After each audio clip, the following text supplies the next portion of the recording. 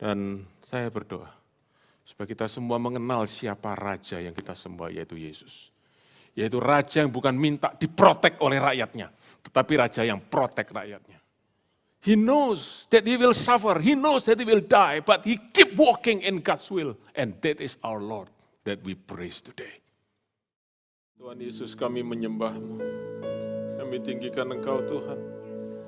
Dan kami rindu penyembahan kami tidak hanya sebatas nyanyian dari mulut kami, tapi seluruh kehidupan kami menyembah-Mu sebab Engkau-lah Tuhan, Engkau-lah Allah, Engkau Raja, dan kami tinggikan Engkau. Di tempat ini, dalam hadirat-Mu yang kudus, biar Kau bawa firman-Mu kepada kami semua, supaya hari ini sekali lagi, kami boleh mendapatkan terang firman-Mu, kami mendapatkan tuntunan-Mu, kami mendapatkan Tuhan kehendak-Mu, yang boleh kami kenal, yang boleh menuntun kehidupan kami, dan kami boleh mendapatkan pribadi-Mu. Terima kasih Tuhan, biar bagian yang terbaik yang Kau sediakan buat kami, boleh kami terima semua lewat firman-Mu. Berkati kami Tuhan, dari kemurahan-Mu, belas kasihan-Mu, rahmat-Mu yang besar buat kami semua. Dalam nama Tuhan Yesus. Amin. Amin. Puji Tuhan, silakan duduk. Terima kasih. Haleluya.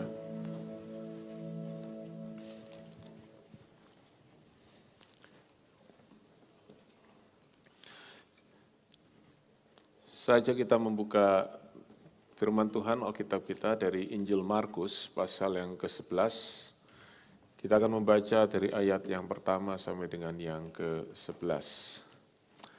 Saudara-saudara, kisah yang kita baca ini adalah kisah yang sangat penting yang mungkin kita sudah sering dengar, dan saudara ini menjadi salah satu tradisi daripada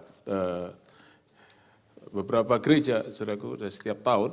Dan kita mau belajar kisah ini sebab kisah ini yang sangat penting sekali, yang tercatat di 4 Injil. Kalau saudara punya Alkitab bahasa Indonesia, saudara bisa lihat itu tercatat dalam Injil Matius, Injil Lukas, dan juga Injil Yohanes. Ya, saudara bisa lihat di Alkitab saudara, di Alkitab bahasa Indonesia. Nah, saya ingin bersama-sama dengan saudara mempelajari dari Injil Markus, dan saudara-saudara saya berdoa supaya kita semua sungguh-sungguh bisa melihat kebenaran ini yang saya ingin saudara sungguh-sungguh perhatikan. This is very, very important. Ya, saya bukan berkata yang lain itu tidak terlalu penting, tapi this is a very, very crucial.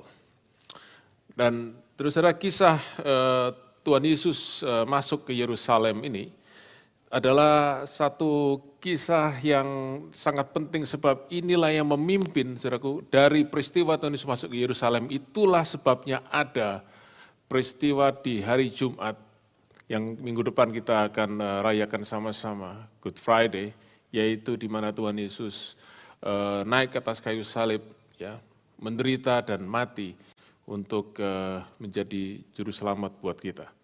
Tuhan Yesus naik ke atas kayu salib di Golgota, dimulai dengan dia masuk ke Yerusalem yang hari ini kisahnya akan kita pelajari sama-sama. Karena itu saya ingin saudara semua membuka Alkitab saudara dan kita membaca bersama-sama dari Injil Markus pasal yang ke-11, mulai ayat yang pertama, kita baca bersama-sama. Ketika Yesus dan murid-muridnya telah dekat Yerusalem, dekat Betfage dan Betania yang terletak di Bukit Zaitun, Yesus menyuruh 2 orang muridnya dengan pesan, "Pergilah ke kampung di depanmu itu. Pada waktu kamu masuk di situ, kamu akan segera menemukan seekor keledai muda tertambat yang belum pernah ditunggangi orang. Lepaskan keledai itu dan bawalah kemari. Dan jika ada orang mengatakan kepadamu, mengapa kamu lakukan itu? Jawablah, Tuhan memerlukannya. Ia akan segera mengembalikannya ke sini." Mereka pun pergi dan menemukan seekor keledai muda tertambat di depan pintu di luar, di pinggir jalan, lalu melepaskannya. Dan beberapa orang yang ada di situ berkata kepada mereka, "Apa maksudnya kamu melepaskan keledai itu?" Lalu mereka menjawab seperti yang sudah dikatakan Yesus. Maka orang-orang itu membiarkan mereka. Lalu mereka membawa keledai itu kepada Yesus dan mengalasinya dengan pakaian mereka. Kemudian Yesus naik ke atasnya. Banyak orang yang mengamparkan pakaian di jalan, ada pula yang menyebarkan ranting-ranting hijau yang mereka ambil dari ladang. Orang-orang berjalan di depan dan mereka yang mengikuti dari belakang berseru, Hosana, diberkatilah dia yang datang dalam nama Tuhan. Diberkatilah kerajaan yang datang, kerajaan Bapa kita Daud. Hosana di tempat yang maha tinggi. Sampainya di Yerusalem, ia masuk ke bait Allah. Di sana ia meninjau semuanya. Tetapi sebab hari sudah malam, hampir malam, ia keluar ke Betania bersama dengan ke-12 muridnya. Saudara-saudara, saya ingin mulai dengan melihat bagaimana kisah ini terjadi. Ya, saya ingin mulai dengan begini. Kisah ini dimulai dengan menunjukkan siapa pribadi dari Tuhan Yesus itu. Ada dua yang ditunjukkan di ayat yang pertama sampai dengan keempat. Ada dua hal. Yang pertama, saudara-saudara, Tuhan Yesus itu adalah Tuhan yang maha tahu. Dia tahu betul, saudaraku, segala sesuatu terjadi dan dia tahu apa yang akan terjadi. Dia bukan hanya tahu, saudaraku, lokasi dan tempat, tapi dia tahu skenario yang akan terjadi. Ya, saudara perhatikan. Dia berkata kepada dua muridnya, di antara perjalanan mereka dari kota Betania ke kota namanya Betfage. Nah, saya cerita dulu sedikit, saudaraku.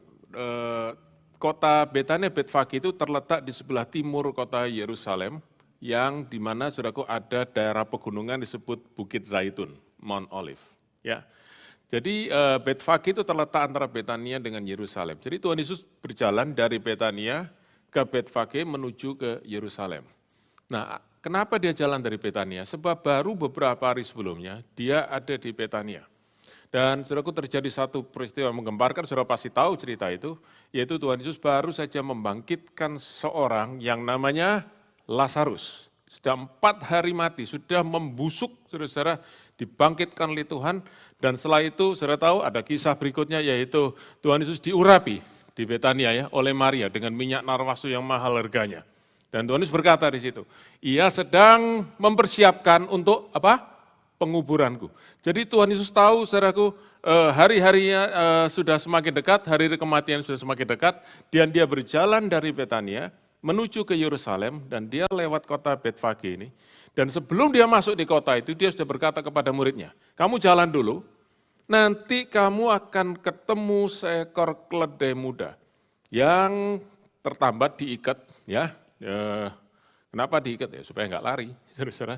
Ya, lalu kamu lepaskan ikatan dari keledai itu, dan nanti waktu kamu lakukan itu, akan ada orang yang tanya, what are you doing?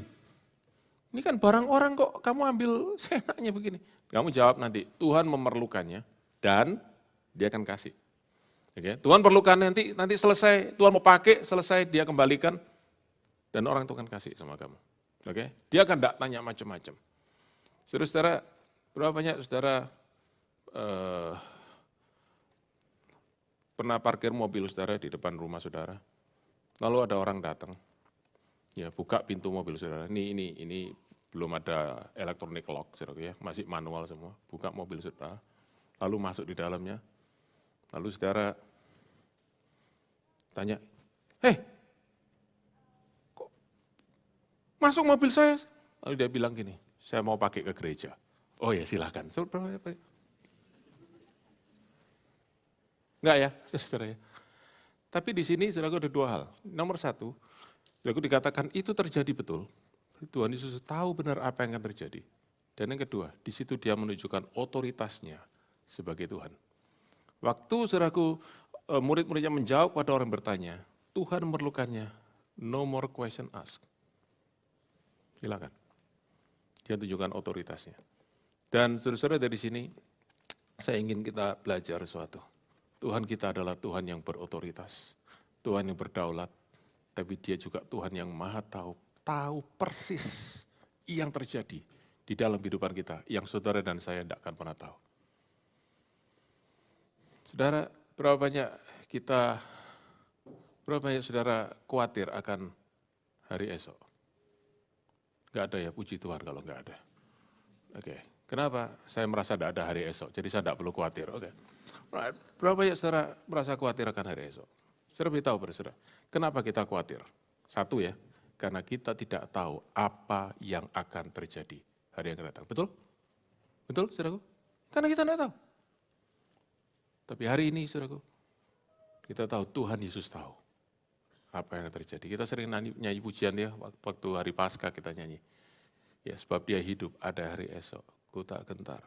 Karena ku tahu dia pegang hari esok. Dan saudaraku, ini yang terjadi. Haleluya, dia Yesus Tuhan kita yang bisa pegang hidup kita. Masuk ke hari esok dan dia sudah tahu semua yang terjadi. Dan rencana yang indah pasti terjadi dalam kehidupan kita. Haleluya. Nah, saudara-saudara, tapi ada satu hal yang penting yang kita mesti belajar di sini. Yaitu bahwa Tuhan Yesus minta itu keledai itu untuk dia naikin. Nah ini penting saudaraku dan ini sangat menarik. Mungkin saudara nggak tahu, mungkin saudara nggak aware, tapi kalau saudara baca di kitab Injil, 4 Injil, Matius, Markus, Lukas, Yohanes, saudara tidak akan pernah menemukan satu kali pun Tuhan Yesus itu tercatat naik keledai, naik kuda, apalagi naik kereta. Kemana-mana dikatakan dia berjalan, saudara-saudara. Ya, baru kali itu dia menunggangi seekor keledai. Hari itu dia lakukan sesuatu yang belum pernah dia lakukan sebelumnya. Dan saudara-saudara itu membuat murid-muridnya berpikir, what he wants to do. Ada apa dengan tiba-tiba dia naik keledai ini? Dan saudara-saudara satu hal yang luar biasa adalah waktu Tuhan Yesus, waktu keledai itu dibawa kepada Tuhan Yesus. Dan orang-orang melihat Tuhan Yesus mau naik keledai. Saudara ingat? Tuhan Yesus waktu itu ada bersama-sama dengan orang banyak, murid-muridnya tapi juga orang-orang lain. Yang ada di daerah Betania, Tuhan Yesus berjalan, kalau saudara baca kitab Injil kemana-mana dia pergi selalu orang banyak berbondong-bondong, saudara ingat ya. Jadi waktu keledai itu diantar kepada Tuhan Yesus, orang lihat saudaraku, apa yang terjadi saudaraku, tiba-tiba terjadi satu suasana yang belum pernah terjadi sebelumnya. Yaitu apa saudaraku, dikatakan orang banyak itu, pertama mereka taruh jubah mereka di atas keledai itu, ya jadi semacam pelana begitu. Tapi kemudian saudaraku mereka taruh jubah mereka itu di jalan yang akan dilewati keledai itu. Artinya apa saudara-saudara? Mereka sedang mengarak Tuhan Yesus, ya. Mereka sedang mengeluk-elukan, mereka sedang memuji Tuhan Yesus. Saudara pernah dengar istilah red carpet? Oke? Karpet merah. Wah, sebentar lagi dia datang, kita mesti sediain karpet merah nih. Saudaraku, bukan lalu dibuka karpet merah, bukan. Tapi red carpet itu bicara kata kiasan, idiom, yang menunjukkan akan ada penyambutan yang khusus, penyambutan spesial untuk orang yang spesial. Dan Tuhan Yesus hari itu dapat red carpet. Hari itu, saudaraku, orang menyambut dia dan orang, saudaraku, taruh jubah mereka di jalan untuk dilewati keledai itu menunjukkan mereka sangat menghormati Tuhan Yesus. Dan saudaraku, penghormatannya cuma satu. Dia dihormati sebagai raja. Terus saudara tidak ada yang lain, saudaraku, yang orang kan taruh bajunya di jalan untuk dilewati. Selain untuk raja, benar-benar saudaraku mereka mengangkat Tuhan Yesus sebagai raja. Nah, satu lagi yang menarik adalah bahwa mereka itu menyebarkan ranting-ranting atau carang-carang. Di Injil Markus tidak disebutkan carangnya itu apa, tapi kalau saudara buka dalam Injil Yohanes pasal 12 ayat 13 disebutkan bahwa carangnya itu adalah carang palem. Ya, carang-carang palem. Dan itu sebabnya, saudaraku, hari itu, peristiwa di hari itu, kemudian dirayakan oleh beberapa gereja, yang saudaraku disebut Palm Sunday, Minggu Palem. Ini saudaraku, peristiwa ini. Tuhan Yesus masuk ke Yerusalem, dieluk-elukan menjadi raja. Dan hari itu, Tuhan Yesus diangkat menjadi raja dan dia terima itu. Dan ini suatu yang sangat penting, saudara-saudara. Kenapa? Karena Tuhan Yesus itu memang raja. Waktu dia lahir, saudaraku, di Bethlehem, saudara ingat peristiwa itu, ada orang Majus yang datang, ya, dan pergi ke Yerusalem, lalu tanya di istana Herodes. Dikatakan begini, di mana raja orang Yahudi yang baru lahir? Kami telah melihat bintangnya dan kami mau datang untuk menyembah kepada dia. Herodes kaget luar biasa, saudaraku. Kenapa? Karena raja orang Yahudi ya dia. Sekarang kok ada raja baru lagi? Saudaraku, benar-benar saudaraku, dia menjadi panik, dia menjadi ketakutan. Saudara tahu ceritanya kemudian ya. Ya, sampai dia lakukan masakre, saudaraku, di kota Bethlehem. Karena dia tidak mau ada raja yang nanti, saudaraku, akan mengancam kedudukannya. Yesus lahir sebagai raja, tetapi di dalam pelayanannya, saudaraku, Tuhan Yesus tidak pernah memberitahu kepada siapapun bahwa dia itu raja. Kalau saudara baca dalam Injil Markus pasal yang pertama ayat 15, apa yang diberitakan oleh Tuhan Yesus selama pelayanannya? Dikatakan dia memberitakan Injil Kerajaan Allah, the gospel of the kingdom of God. Kemana-mana dia pergi, dia berkata, bertobatlah kerajaan Allah sudah dekat. The kingdom of God, kingdom of God, kingdom of God. Kalau saudara dan saya hari ini mendengar istilah kingdom of God, kita biasa-biasa saja, saudara, oh ya kingdom of God. Tetapi buat orang Yahudi pada saat itu, mendengar kata kingdom, mereka tanya, who is the king? Ada kerajaan, siapa rajanya? Dan mereka tidak pernah tahu siapa rajanya. Waktu Tuhan Yesus berkata, kerajaan Allah, kerajaan Allah, kerajaan Allah. Carilah dahulu kerajaan Allah. Saudaraku ya, jangan takut, kawanan kecil, kerajaan Allah itu tersedia buat kamu. Oke, kalau engkau masuk dalam kerajaan Allah, engkau harus jadi seperti anak kecil. Dia berkata kepada Nikodemus, kalau engkau tidak dilahirkan baru, engkau tidak bisa melihat kerajaan Allah. Saudaraku, tapi siapa rajanya? Rajanya adalah Tuhan Yesus, tapi dia tidak pernah kasih tahu. Ya, satu kali saudaraku dia bertemu dengan murid-muridnya, hanya 12 muridnya saja. Lalu dia tanya kepada mereka, tercatat di kitab Injil Matius pasal 16. Menurut kata orang siapa aku? Lalu murid-muridnya menjawab, oh ada yang mengatakan engkau Yohanes Pembaptis, ada yang mengatakan Yeremia, mengatakan Elia atau salah satu dari seorang nabi, saudaraku. Mereka cepat sekali kalau harus untuk quote orang lain ya, untuk katakan apa yang orang katakan. Lalu kata, oke, tapi menurut kamu siapa aku? Tidak ada yang bisa jawab. Tiba-tiba saudaraku Simon Petrus menjawab, engkau adalah Kristus, anak Allah yang hidup. Saudaraku, apa artinya Kristus? Kristus adalah yang diurapi yang sama dengan Mesias. Yang diutus dari Allah menjadi penyelamat, Mesias. Dan saudara-saudara, Tuhan Yesus berkata kepada Simon, betul. Dan berbahagialah engkau, karena engkau tahu ini. Sebab orang lain tidak ada yang tahu. Dan kalau engkau bisa tahu ini bukan karena engkau itu, engkau bisa tahu dari dirimu sendiri, bukan karena orang lain kasih tahu sama kamu, bukan karena kamu cari di Google, tetapi karena Bapa di surga yang memberitahu kepadamu. Dan setelah itu apa yang terjadi, saudara-saudara? Setelah Tuhan Yesus, setelah murid-muridnya tahu bahwa dia adalah Mesias, apa yang terjadi? Tuhan Yesus berkata, dengan keras, jangan beritahu siapapun. Ya, jadi murid-murid sudah tahu bahwa dia Mesias, tapi mereka tidak boleh kasih tahu siapapun juga. Sampai hari itu, waktu Tuhan Yesus dari Betfage masuk ke Yerusalem, orang tiba-tiba elu-elukan dia, orang tiba-tiba saudaraku hormati dia sebagai raja. Tuhan Yesus terima itu. Tuhan Yesus hari itu menyatakan dirinya. Kenapa? Karena dia tahu the time has come. Waktunya sudah tiba. Saudara-saudara, kalau saudara benar-benar ngerti, saya kalau saudara benar-benar belajar ini, saudara bisa melihat sesuatu yang luar biasa. Saya tidak ada waktu menjelaskan, tapi it's so meticulous. Sekarang kita meticulous ya, begitu teliti dan begitu tepat saat dan waktu yang terjadi saudaraku di peristiwa ini. Nah, lalu saudara-saudara, hari itu Tuhan Yesus membiarkan orang-orang lain, saudaraku membiarkan orang-orang menyatakan bahwa dia Mesias. Hari itu dia tidak sembunyi-sembunyi lagi. Dia berkata, it's me, I am the Messiah. Nah, pertanyaannya kenapa tiba-tiba orang-orang ini saudaraku bisa begitu saudaraku melihat Tuhan Yesus dan mereka bisa mengeluhkan Tuhan Yesus sebagai Mesias, sebagai Raja. Karena mereka melihat apa yang terjadi beberapa hari sebelumnya, tadi saya sampaikan pada saudara-saudara. Mereka melihat mujizat yang luar biasa, yaitu Lazarus dibangkitkan.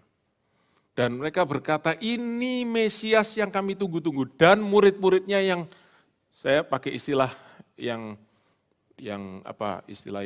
bahasa yang agak tinggi levelnya ya.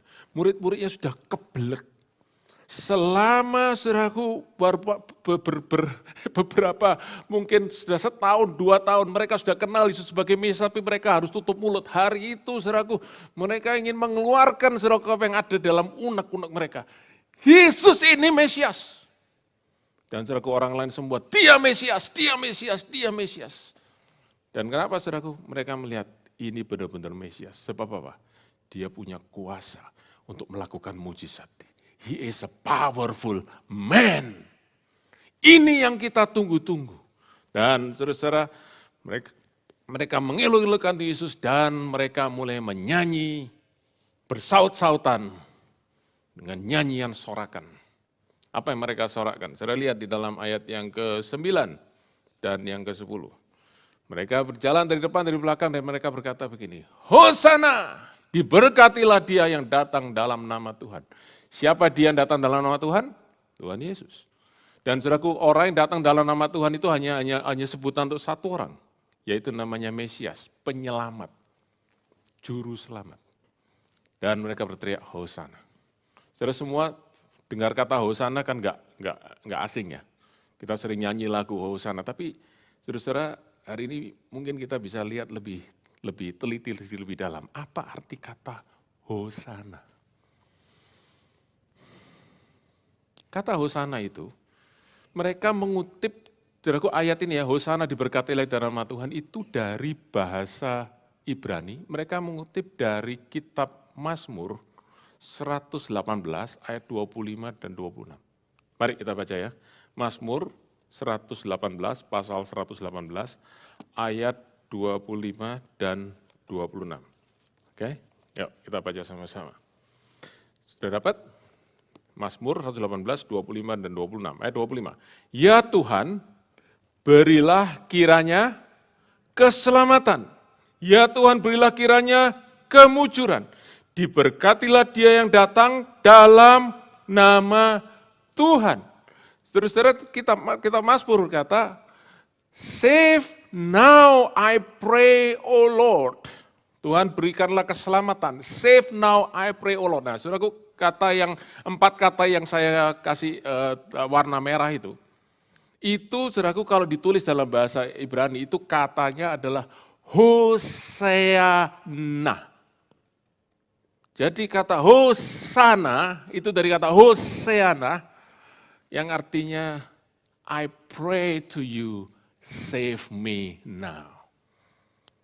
Jadi waktu orang Yahudi saudaraku berteriak, Hosana, Hosana, diberkatilah dalam nama Tuhan. Mereka berkata, selamatkan kami ya Mesias, kami tahu engkau adalah Mesias, selamatkan kami, selamatkan kami. Saudara ngerti ya?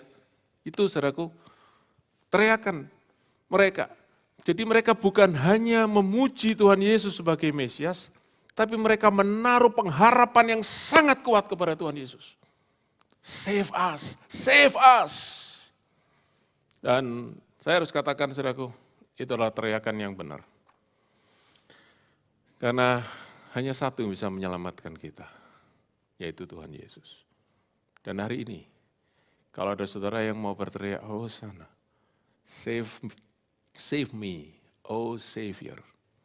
Saudara sedang menaikkan teriakan doa yang benar kepada Yesus, Juru Selamat kita. Oke? Tapi, di satu sisi teriakan Hosana itu benar, di sisi lain salah. Kenapa? Karena di kalimat berikutnya ayat yang ke-10 di Injil Markus, kita kembali ke ayat 10, Injil Markus. Dikatakan, blessed is the coming kingdom of our Father. Diberkatilah kerajaan dari Bapa kami Daud. Jadi, saudaraku, mereka berkata kepada Tuhan Yesus, kami percaya engkau adalah Mesias, kami percaya engkau akan memulihkan kerajaan Bapa kami Daud. And that is where things go wrong. Kenapa saudara? Karena Tuhan Yesus tidak datang untuk memulihkan kerajaan Israel secara politik, mengembalikan kerajaan Daud. Sebab yang dia beritakan bukan kerajaan Daud, tapi kerajaan Allah, the kingdom of God, not the kingdom of David. Yesus disebut anak Daud, tetapi saudaraku dia bukan mau mengembalikan saudaraku kerajaan daripada Daud di Israel. Dia membawa kerajaan yang lebih baik daripada kerajaan Daud, yaitu the kingdom of God.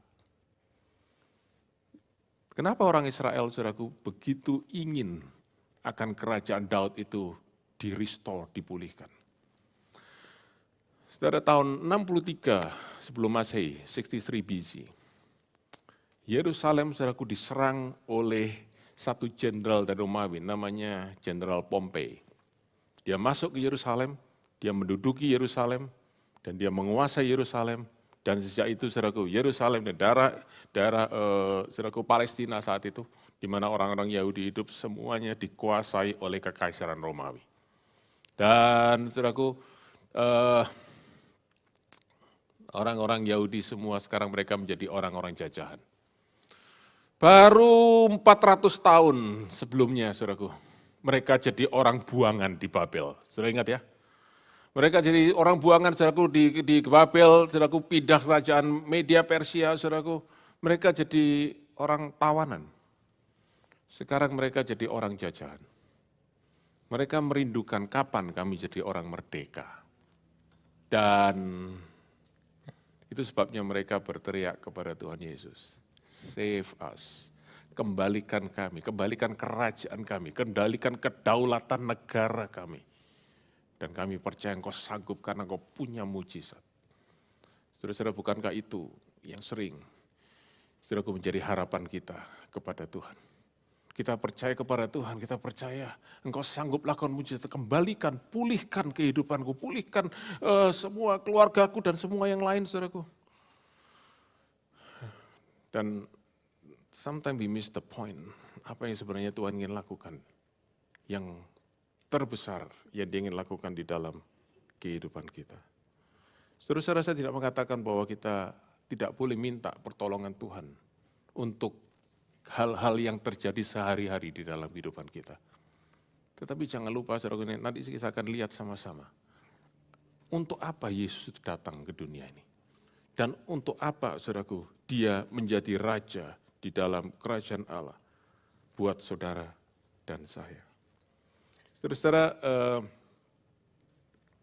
orang Yahudi menginginkan seorang raja yang bisa membawa mereka keluar dari penjajahan Romawi. Hari itu mereka punya raja, namanya Herodes. Tapi Herodes tidak lain adalah raja boneka daripada orang Romawi. Ya, dia apa-apa cuma nurut aja apa yang orang Romawi kata. Jadi dengan kata lain, saudaraku, ini bukan raja yang benar. Mereka menginginkan raja yang bisa berkata kepada mereka, mari kita merdeka sama-sama. Dan itulah sebabnya mereka berteriak-teriak, saudaraku, kepada Tuhan. Save us, Hosana, ini raja yang akan membebaskan kita, ini raja akan memerdekakan kita, ini raja yang akan membuat negara kita merdeka kembali. Mereka terus berteriak, saudaraku. Kemudian ayat 11, kita lihat. Apa yang terjadi, saudaraku? Sesampainya di Yerusalem, ia masuk ke bait Allah. Dia melihat semuanya Tuhan Yesus. Kemudian hari sudah malam, dia pergi dengan 12 muridnya ke Betania. Saudara, kalau saudara baca ini, kita mesti berpikir ya, tadi itu kan orang banyak yang mengilu-ngilukan Tuhan Yesus ya. Sekarang kok tinggal 12? Mana yang lain? Apa yang terjadi, saudaraku? Satu persatu mereka tinggalkan Tuhan. Satu persatu mereka tinggalkan Tuhan Yesus. Kenapa?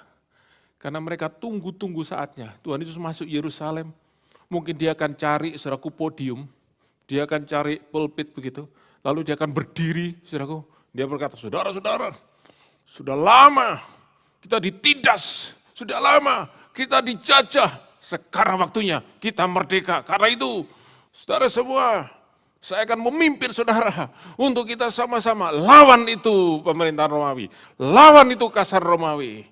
Saya akan berdiri di depan saudara. Mereka menunggu itu, saudaraku, daripada Tuhan Yesus. Kenapa? Karena 150 sebelum Masehi, ada seorang namanya Simon Makabeus dari keluarga Makabi, orang Yahudi, yang, saudaraku, memimpin pemberontakan, saudaraku, dari orang-orang Yahudi kepada penjajah pada waktu itu. Dan Yerusalem dilepaskan. Yerusalem merdeka di bawah pimpinan daripada Simon, orang Makabi ini. Dan saudaraku, orang-orang banyak menginginkan dia lebih hebat daripada Simon orang Makabi ini. Dan saudaraku, mereka tunggu-tunggu kapan Tuhan Yesus akan bawa mereka dan akan, saudaraku, ajak mereka untuk lawan tuh pemerintahan Romawi. Tapi ternyata tidak terjadi. Tuhan Yesus jalan terus dan tidak ngomong apa-apa. Orang banyak mulai kecewa. Mereka mulai berkata, loh, aku pikir dia Mesias beneran. Ternyata tidak seperti yang kita harapkan. Bukan ini yang kita mau. Dan mereka mulai tinggalkan. Tinggal 12 murid. Terus saudara, satu yang tragis ya. Kalau kita baca Injil Markus ini ceritanya anti klimaks sekali. Dari sorak-sorai karnaval yang parade yang begitu meriah. Berakhir dengan Yesus pergi hari sudah malam menyingkir ke Betania dengan 12 muridnya. Kenapa itu, saudara? Karena Yesus datang bukan untuk menjadi raja atas keinginan orang banyak. He doesn't become a king according to the people's term or people's will, but according to God's will. Dia datang untuk menjadi raja di dalam kehendak Tuhan. Nah, kalau saudara membaca di dalam Injil Matius, saudara akan menemukan, Matius, saudaraku, itu Injil yang ada satu keunikannya. Kalau saudara sudah pernah baca Injil Matius ya, saudara pasti ketemu beberapa kali di dalam Injil Matius selalu ada kalimat seperti ini. Hal itu terjadi supaya genaplah firman yang disampaikan oleh Nabi. Siapa saudara ingat? Ya, berkali-kali saudaraku di Injil Matius itu kalimat yang sangat khas, yang jarang atau mungkin tidak ada di Injil yang lain. Hal itu terjadi supaya genaplah apa yang sudah disampaikan oleh para nabi. Apa yang disampaikan oleh para nabi? Rencana dan kehendak Allah. Dan saudaraku, Yesus masuk ke Yerusalem mengendarai keledai muda itu. Dia masuk karena dia mengenapi kehendak Allah, bukan memenuhi keinginan orang banyak. Dan apa jadi kehendak Allah, saudaraku? Tuhan Yesus masuk itu dia kehendak Allah lewat nubuatan daripada nabi. Nabi siapa? Nabi Zakaria. Mari kita baca, saudaraku, apa nubuatan daripada Nabi Zakaria ini. Dalam Zakaria pasal yang ke-9, ayat 9 dan 10. Zakaria pasal 9, ayat 9 dan 10. Ini, saudaraku, kalau saudara punya Alkitab bahasa Indonesia, oke? Saudara lihat ada perikopnya di atas ayat 9, betul? Apa perikopnya? Raja, kalau saudara lihat di sini enggak ada, di sini juga ada. Raja Mesias di Sion, betul ya? Raja Mesias di Sion, raja yang menyelamatkan dari Sion. Lalu saudaraku, ini nubuatannya. Bersorak-soraklah dengan nyaring, hai putri Sion, bersorak-soraklah hai putri Yerusalem, lihat rajamu datang kepadamu, ia adil dan jaya, ia lemah lembut dan mengendarai seekor keledai beban yang muda. Karena itu Tuhan Yesus masuk ke Yerusalem, dia tidak naik kuda, dia pilih keledai, karena dia ingin menggenapi dan dia ingin berkata, aku datang untuk menggenapi apa yang Allah sudah firmankan. Sebab aku datang hanya untuk melakukan kehendak Bapa. Saudara, itu yang Tuhan Yesus lakukan. Buat orang-orang Yahudi, saudaraku, waktu Tuhan Yesus naik keledai itu, mereka langsung ingat ada satu raja, waktu saudaraku, dia dinobatkan menjadi raja, dia juga mengendarai keledai. Raja itu bernama Salomo. Jadi mereka ingat ini mirip dengan Salomo, ini akan jadi raja kita. Tapi saudara-saudara, mereka tidak tahu sebenarnya raja seperti apa Yesus itu. Dan sekali lagi Yesus datang untuk menjadi raja sesuai dengan kehendak Allah. Coba kita baca ayat 10 sekarang. Apa nubuatan tentang Tuhan Yesus, Raja Mesias itu? Mari kita baca. Ia akan melenyapkan kereta-kereta dari Efraim dan kuda-kuda dari Yerusalem. Busur perang akan dilenyapkan dan ia akan memberitakan damai kepada bangsa-bangsa. Saudara perhatikan, ternyata Tuhan Yesus datang tidak untuk bawa orang angkat senjata, justru dia mematahkan senjata, justru dia mematahkan kekerasan, karena dia datang membawa damai. Dan saudaraku itu sangat berbeda, sangat bertolak belakang dengan apa yang orang-orang Yahudi lihat tentang raja-raja yang lain. Saudara kenal nama dari Kaisar Roma yang pertama? Kenal? Namanya Julius Caesar. Saudara ingat slogan yang terkenal dari Julius Caesar? Vini, Vidi, Vici. I came, I saw, I won. Julius Caesar berkata, kemana saja aku pergi, pokok aku datang, aku lihat, aku akan kuasai daerah itu. Dengan apa? Dengan kekerasan, dengan senjata, dengan perang, bahkan dengan darah. Itu saudaraku, itu raja di dunia ini. Tapi Yesus datang, dia tidak bawa senjata, dia justru melenyapkan, dia menghancurkan senjata, dia datang membawa damai. Dan orang tidak suka dengan itu. Orang ingin, ayo kita lawan. Saudara-saudara, that's not what Jesus did. Dan satu hal saudaraku yang orang Yahudi tidak pernah tahu. Bahwa Yesus datang bukan untuk membebaskan mereka dari penjajahan Romawi, tapi membebaskan mereka dari dosa, kerajaan kegelapan yang jauh lebih jahat daripada kerajaan Romawi. Nah, orang-orang tidak mengerti, bahkan murid-murid Tuhan pun tidak mengerti pada saat itu. Jadi waktu mereka berteriak, Hosana, Hosana, mereka berkata, wah ternyata tidak terkabul teriakan kita, doa kita, minta diselamatkan, tidak terkabul. Banyak orang tinggalkan Tuhan. Saudara-saudara, ini yang satu hal yang penting, saya ingin bagikan bersaudara, saudara perhatikan sungguh-sungguh. Bahwa seringkali, saudaraku, kalau kita melihat sesuatu yang terjadi ya di dalam kehidupan kita, itu seringkali berbeda dengan apa yang Tuhan lihat. Jadi saudaraku, kisah Tuhan Yesus masuk ke Yerusalem itu, seringkali saudaraku di dalam bahkan mungkin di dalam Alkitab ya, dalam bahasa Inggris, diberi judul The Triumphal Entry. Saudaraku, orang masuk di dalam kemenangan. Tapi sebenarnya saudaraku, itu bukan arak-arakan kemenangan. Sebab buat orang banyak kelihatan Tuhan Yesus masuk saudaraku dalam kemenangan, tapi Tuhan Yesus masuk ke situ.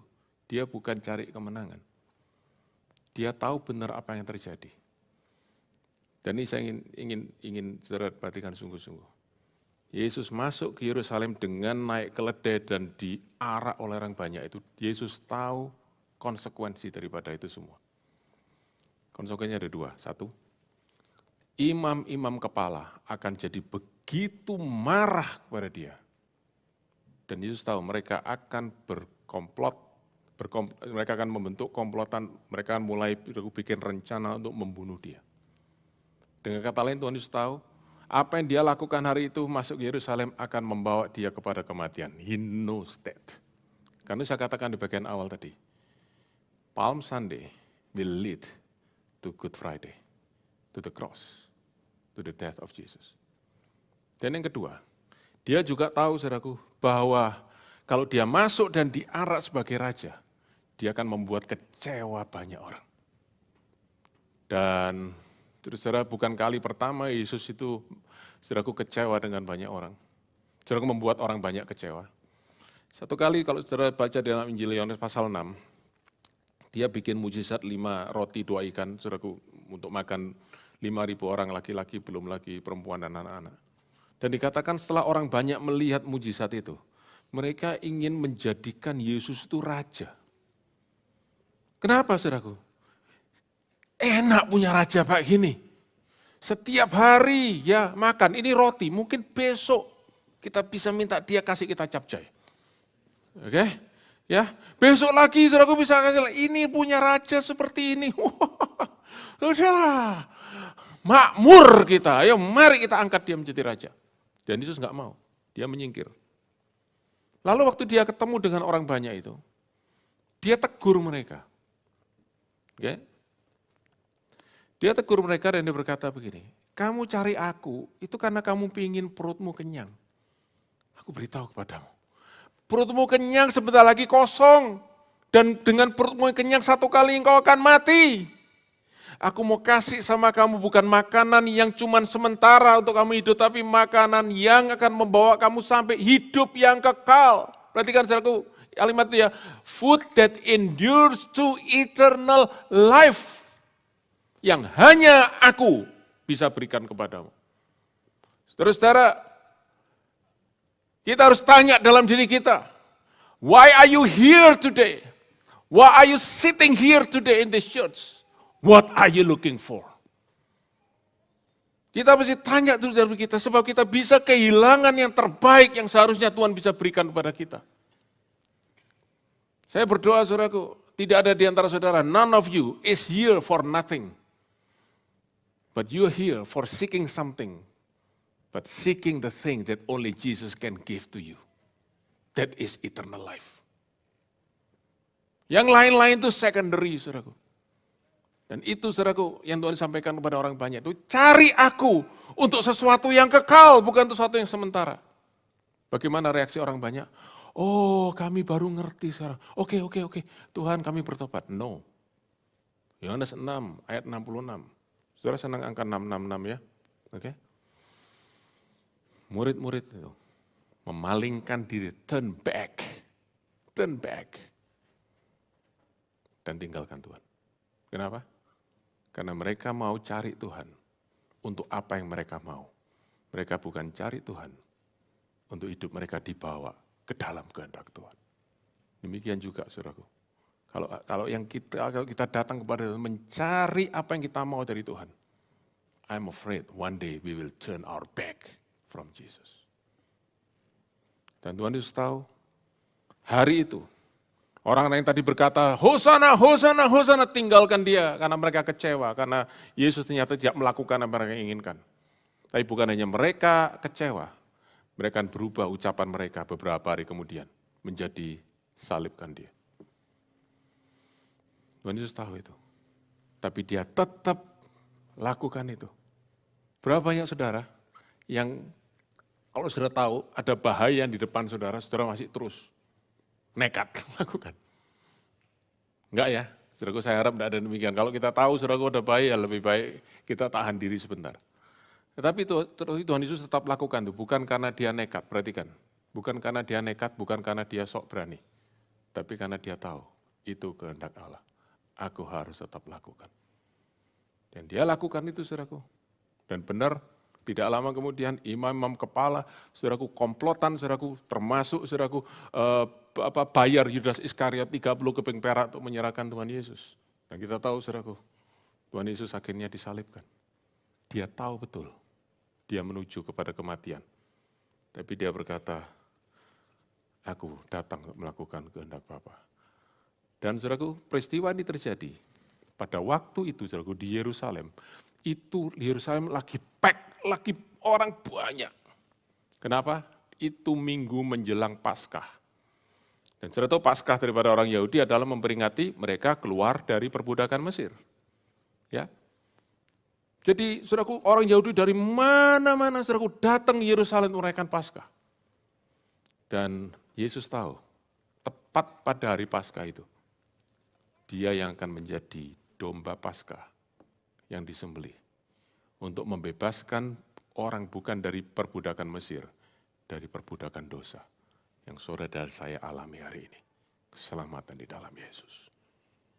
He knows that he will suffer, he knows that he will die, but he keep walking in God's will, and that is our Lord that we praise today. Karena itu, saudara-saudara, kita mesti ngerti sungguh-sungguh apa artinya perjalanan Tuhan Yesus masuk ke Yerusalem ini. Supaya kita tahu betapa dia sangat mengasihi kita. Dia masuk ke Yerusalem bukan untuk jadi raja. Dia masuk ke Yerusalem sedang untuk mati, menderita, buat keselamatan saudara dan saya. Kisah ini berhenti, saudaraku, tetapi masih ada lanjutannya. Saya ingin lanjutkan sedikit lagi di Injil Lukas, pasal yang ke-19, ayat 41 sampai 44. Setelah itu saya sampai pada bagian penutup. Kenapa? Kalau saudara baca dalam Lukas pasal 19 ayat 41 sampai 44, saudara, kisah ini adalah lanjutan daripada kisah saudaraku waktu Tuhan Yesus masuk ke Yerusalem ini. Dikatakan demikian, ayat 41. Dan ketika Yesus telah dekat melihat kota itu, ia menangisinya. Kota apa, saudara? Kota Yerusalem. Dia menangisi kota Yerusalem. Katanya, wahai betapa baiknya jika pada hari ini juga engkau mengerti apa yang perlu untuk damai sejahteramu. Tapi sekarang hal itu tersembunyi bagi matamu, sebab akan datang harinya bahwa musuhmu akan mengelilingi engkau dengan kubu, lalu mengepung engkau dan menghimpit engkau dari segala jurusan. Dan mereka akan membinasakan engkau beserta pendudukmu dan para tembokmu, mereka tidak akan membiarkan satu batu pun tinggal terletak di atas batu yang lain. Karena apa? Engkau tidak mengetahui saat bila mana Allah melawat engkau. Saudara, Tuhan Yesus berkata, hari ini, waktu dia masuk ke Yerusalem, hari ini adalah hari di mana engkau harus bertemu dengan Mesias yang menyelamatkan jiwamu. Hari ini adalah hari keselamatan untuk engkau. Tapi engkau lewatkan, bahkan engkau menolak aku. Karena yang kau cari adalah keselamatan untuk jasmanimu, bukan untuk jiwamu. Tuhan berkata, karena engkau menolak aku. Because you reject me on this day. Perhatikan saudara ayat 42, this day. Maka engkau mengalami the days of judgment. Engkau akan mengalami kehancuran. Engkau akan dibinasakan. Engkau mengalami penghakiman dan penghukuman daripada Allah karena engkau menolak keselamatan yang daripada Allah. Dan saudaraku, waktu Tuhan Yesus berkata demikian, kira-kira hampir 40 tahun setelah itu, orang-orang Yahudi, mereka memberontak kepada kekaisaran Romawi. Ya, mereka panggil seorang pemimpin pemberontakan ngelawan saudaraku kekaisaran Romawi. Kaisar Romawi kirim satu jenderal namanya Titus tahun 70 Masehi, 70 AD. Pergi ke Yerusalem, hancurkan Yerusalem, rata dengan tanah. Bunuh semua orang Yahudi yang ada di situ. Masaker besar-besaran. Persis seperti yang Tuhan Yesus sampaikan di ayat ini. Saudara, Tuhan Yesus menangisi Yerusalem. Dia menangisi jiwa-jiwa yang akan binasa. Karena menolak dia. Dan dikatakan saudara, Tuhan Yesus melihat kota itu. Minggu yang lalu saudara masih ingat firman Tuhan kata Yesus melihat orang muda yang kaya itu dengan penuh kasih. Dan hari ini dia melihat setiap kita yang ada di ruangan ini. Would you please give me just 1 minute of your full attention. Jesus is looking at every one of us here. Dia melihat setiap kita, tidak ada yang luput dari pandangannya.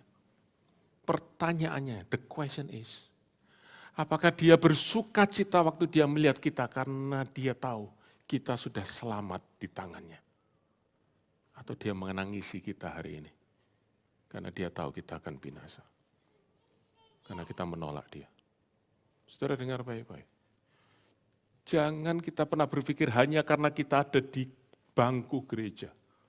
Hanya karena kita datang ke gereja, otomatis kita selamat. Orang-orang Yahudi itu jauh lebih dekat dengan Tuhan Yesus. Mereka bertemu sendiri dengan Yesus ada di depan mereka. Dan mereka kehilangan keselamatan. Karena mereka tidak melihat Yesus adalah Mesias. Hari ini saudaraku, berdoa kepada Tuhan. Minta kepada Tuhan, if you don't know why you are here, pray to God. Pray to the Savior, Hosanna, save me, Lord, I pray. Open my eyes to see that I need you as my Savior. I need you as my King. Saudaraku, doa kepada Tuhan. Sebab hari ini adalah hari keselamatan itu. Dan buat saudara yang sudah mendapatkan keselamatan dalam Yesus, saudara, mari kita pertanyakan sekali lagi. Apa yang kita harapkan dari Raja kita Yesus? Apakah kita mau jadikan dia Raja seperti orang-orang di Yohanes pasal 6 itu? Supaya kita bisa makan roti tiap hari, supaya hidup kita jadi enak. Atau kita menjadikan dia Raja, karena kita tahu, aku mau tundukkan seluruh hidupku kepadamu. Engkau menjadi yang tertinggi, aku menjadi termulia. Engkau benar-benar Rajaku. Saudara, that is the question we need to answer. Dan saya berdoa, supaya kita semua mengenal siapa Raja yang kita sembah, yaitu Yesus. Yaitu Raja yang bukan minta diprotek oleh rakyatnya, tetapi Raja yang protek rakyatnya. Dia bukan Raja berkata, protect me, save me, you all, you die for me. No. Saudaraku, saya sering nonton film itu ya, film itu aku kerajaan-kerajaan Tiongkok kuno itu. Rajanya selalu berkata, protect me. Semua orang mati, saudaraku, untuk rajanya. This king is different.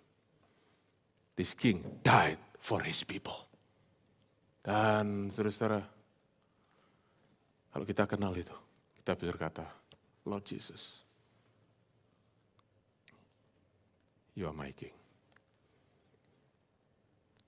Saya ingin tutup saudaraku dengan 2 ayat.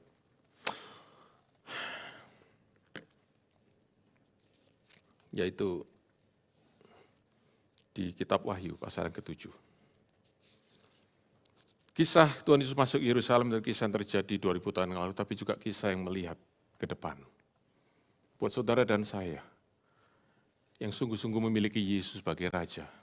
Oh, our future is so glorious. Mari kita baca, saudaraku. Wahyu pasal 7, lihat di Alkitab saudara, ayat yang ke-9 dan 10.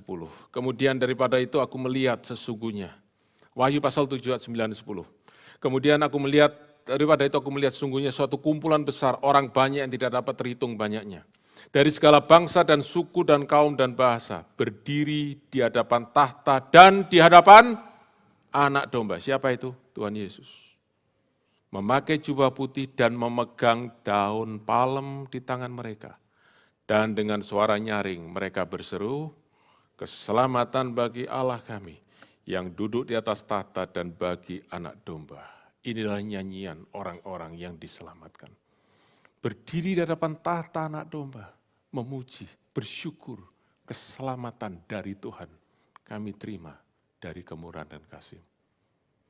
Saudaraku, saya rindu satu kali kita bisa nyanyi sama-sama di hadapan tahta Anak Domba.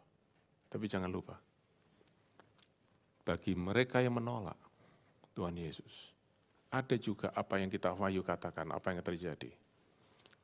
Maju satu pasal, Wahyu pasal 6 ayat 15 dan 16. Pasal 6 ayat 15 dan 16, Wahyu. Dan raja-raja di bumi, mari baca, dan pembesar-besar serta perwira-perwira. Ini saudaraku orang-orang yang punya kuasa, orang-orang kaya serta orang-orang berkuasa, dan semua budak serta orang merdeka bersembunyi di dalam gua-gua dan celah-celah batu karang di gunung. Dan mereka berkata kepada gunung-gunung dan kepada batu-batu karang itu, runtuhlah menimpa kami dan sembunyikanlah kami terhadap Dia yang duduk di atas tahta dan terhadap murka Anak Domba itu. Saudara-saudara, Tuhan Yesus akan datang kembali. Dia pasti akan datang kembali. Dan waktu-waktu Dia datang kembali, akan ada orang menyambut Dia dengan sukacita. Tapi ada orang yang berteriak-teriak ketakutan. Saya berdoa, hari ini kita semua melihat hari yang mulia itu, menantikan dengan sukacita. Yesus datang kembali sebagai Raja. Karena itu saudaraku, hari ini adalah hari keselamatan. Sambut Yesus sebagai Raja. Kalau saudara hari ini, saudara belum mengenal Dia adalah Raja, berteriak kepada Dia, Hosana, save me, O Lord, you are my Savior. Mari bagi diri sama-sama. Bapa di surga, terima kasih firman-Mu hari ini. Biar kami boleh mengenal kembali kasih-Mu yang besar buat kami. Tapi kami juga boleh melihat kembali kemuliaan-Mu, kebesaran-Mu. Engkau adalah Raja atas kami semua. Terima kasih ya Tuhan. Terima kasih.